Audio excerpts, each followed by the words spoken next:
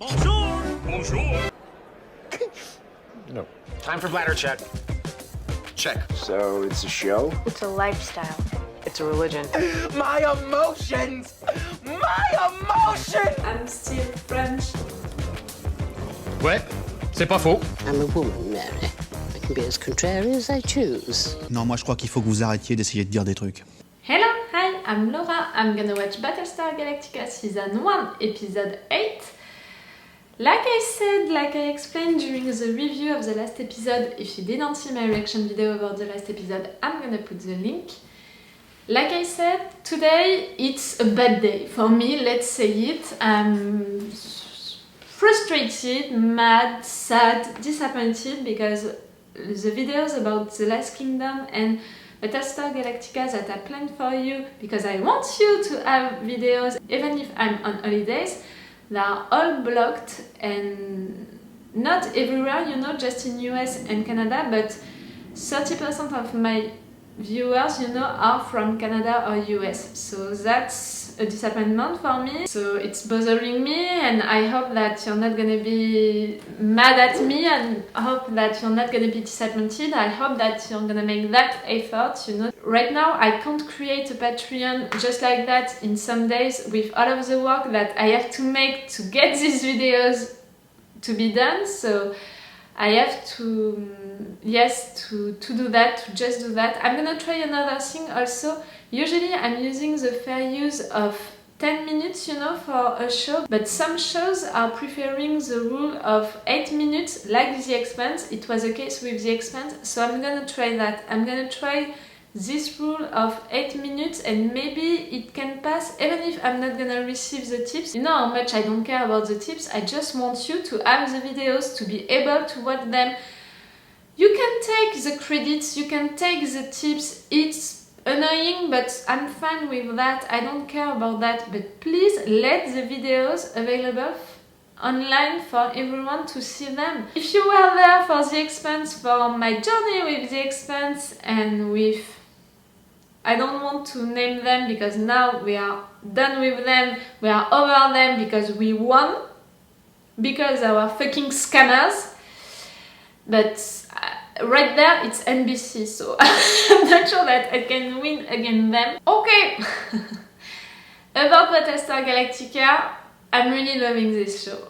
That's it, I'm loving it each time. I'm enjoying myself during it because it's all of what I want about a show. It's making me think, it's about subjects that I love. They are not just telling a story, they are also talking about subjects, about important subjects, about politics, about philosophical subjects, about psychological subjects, about religion, about things like that. I love shows which are able to make their story and to do that, and are also talking about the characters. They are taking the time to make their characters evolve. And you know, we had 2 episodes about Starbuck and Lee, and right there with the last episode we had an entire one about Gaius, even if I don't like Gaius, you know that I don't like him, and the last episode didn't change my opinion about him. I still think that he's a liar, that we can't trust him, that we can't believe him, that I can't like him, so I'm not gonna change my opinion about him, but I liked, you know, to know more about him and to see him evolve. Because he evolved, he embraced God, you know, because of her, because he wanted to see her back, because he wanted her to help him also. I think that he had that in his mind. Of course, he thought about it. And that worked, you know, that worked. And he said that he loves her. He's gonna embrace her. I predicted it since the first episode of this season that at some point maybe he was gonna switch and say that he loves her and embrace her side. I'm scared of that, I'm worried about that, because now they are all trusting him because he was accused to be a traitor, and then they proved that he was not, he didn't do that. But now, you know, it's gonna be hard to accuse him to anything, for anything. So I don't like that. I'm worried about Starbuck. I hope that Ernie is gonna be okay. I'm also worried about Ilo because he's in love with a Cylon, with an activated Cylon who is manipulating him. I'm worried about that because I really like Ilo. I want to know more about the non-activated Cylon Boomer who is on the Battlestar Galactica because she managed to fight that side of her, and that's really something that intrigues me. Can they really do that? I'm talking about that also because of the woman in red who was so curious about that baby, who was having feelings for that baby, who is talking about having a child. That intrigues me, you know. Are they able to have emotions, feelings? That can be something important in my opinion. She felt that part of her, Boomer I mean, but she's still doing stuff sometimes when she's activated. How can she be activated? Is it just something that can happen into one kind of situation, or someone is doing it? I'm still wondering about maybe another Cylon being into the ship, and I don't know why I'm thinking about it, but you know that kid that Boomer saved? Can it be possible that this kid is a Cylon? I don't know why I thought about that. Maybe because we saw him in different scenes, you know, and I was like, okay, it was important during that episode to show us that kids were saved and all of that, not their parents, but why are we keep seeing him? Is he gonna be important? That's one of my thoughts, one of my theories. You know how much I love to make series about shows. But yes, I want to see more about Boomer, that Boomer on the Galactica, to see how much she's conflicted about that, how much she's aware of what she's doing when she's a Cylon. And that's it. I'm gonna make a short intro because I have 2 more episodes to watch today, and I know that when I'm saying that I'm making short intros, in fact, it's 8-minute intro, and it's already a long intro for a lot of you, so I'm gonna stop right now and let's go for this episode 8 now. I'm progressing so quickly because I want to be in advance for my videos for you when I'm gonna be on holidays, but I'm progressing so quickly that's disturbing me a little, you know, to know so much about shows in just some days. But that's great because I'm loving these shows, so that's great. Even if YouTube is a pain in the ass, even if NBC is a pain in the ass, I'm gonna try to manage that. Okay, let's go for the episode. And I'm really sorry, but it's beginning to rain and maybe soon we're gonna have a storm. So I'm sorry if the lights are changing, I'm sorry if maybe you're gonna hear it, but that's it, that's the weather. Let's go for the episode.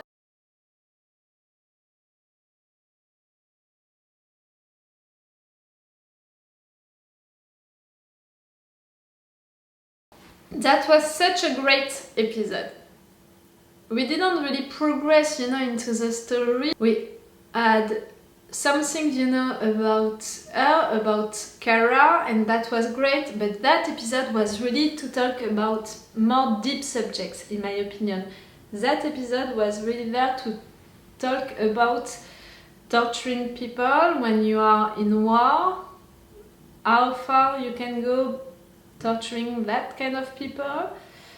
The fact that he was a Cylon, right there, just consider that as a second subject, you know. Torturing people because you want to get information from them. How far can you go when you are seeing them being in pain and all of that, because of human rights, because of all of that? That's an interesting question. And during the time that the show was out, you know, it was during this war, the Iraq war in US, and that was a question, you know, that was a question in our society, and that's something, you know, that I studied for my memoir that I told you about during the first episodes of the show. If you didn't see my reaction videos about these ones and that part of me talking about that memoir, I'm gonna put the link just right there. But yes, that was something that interested me and that I'm seeing, you know, during this episode. The fact that the reality, what is happening in our society, impacted the show, the way that they wrote the show, and the fact that they are talking about that seeing, you know, that subject torturing people. Does the end justify the means? That's always an interesting question. I'm not gonna answer to it. I'm not gonna judge the ones who are thinking like that or who are thinking like that. I'm just saying that it's an interesting question and they are talking about that during this episode. The fact that he is silent, is feeling pain, is feeling things, you know, pain but also emotions. He can sense all of that if he wants to. That's something that really interests me. I don't know if he has really a soul, but I'm beginning to think that they, as Silence, can have a soul because of Boomer fighting during the water episode, because of the other Boomer choosing to betray the Silence, because of the woman in red talking about children like that, because of this one talking like that. I'm beginning to think that they have souls because they have feelings, because they have emotions. I'm beginning to think that, yes. But you know, during that time, she knows that he was a Silent, so she was like, I can torture you, that's not a real pain and all of that, but she saw his pain no matter what, and she chose to continue to torture him, so that's interesting for the reason, you know, for the subject that I just mentioned. The other subject that they are exploring during this episode, which is also interesting and which is also about what was happening during that time in reality, it's the conversation about gods, fighting for your god, killing for your god. That's something that happened and continue to happen, you know, in our days. And they were mentioning something about brainwashing, they were mentioning something about killing but also being killed for your god, your religion, and they were mentioning also the fact that if you're choosing to die for that, you're still dead at the end, you know, you're not gonna survive. At the end, you're still dead. So again, that's an interesting subject to explore in a show during that period of time, you know. I think that it made the viewers during that time think a little about it, about what was happening in fact in their society during that time. I hope that he did at least. But I'm worried about Starbuck because he really entered into her head, and maybe that was finally his mission, you know, to mess with their head. Did he do that to someone else? I'm not sure, but just to mess with her head, it's already too much. You know how much I love her, so it's already too much. And he said to the president that Adama's father was a Silent. I don't think that he's a Silent because of all of his story, you know, all of what we saw during the last episodes. I have trouble to believe so, but also just by the fact that Lee is real and Lee is his son. And Zach was his son, and we saw pictures of them as children. Silent, they can't have babies, or maybe they adopted them, you know, Zach and Lee.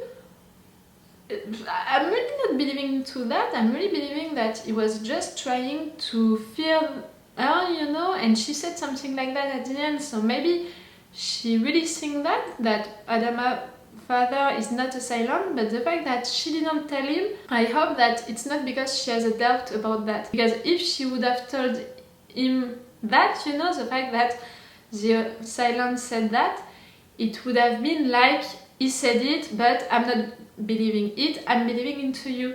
But to not say it, it's yes, for maybe still spying on him, you know, to be sure of it. I don't know, but me, I don't think so, you know, for now, I really don't think that he's a Silent. Like, he killed one, he killed the other Silent during that episode when there were just the two of them. No, I have trouble to believe so. Okay, I'm gonna stop right now and I'm gonna watch one more episode for today. So it's all for you for today for Battlestar Galactica, and it's all for me for now, so bye for now. Bye! Wait a minute, Doc. Are you telling me that you built a time machine? Rain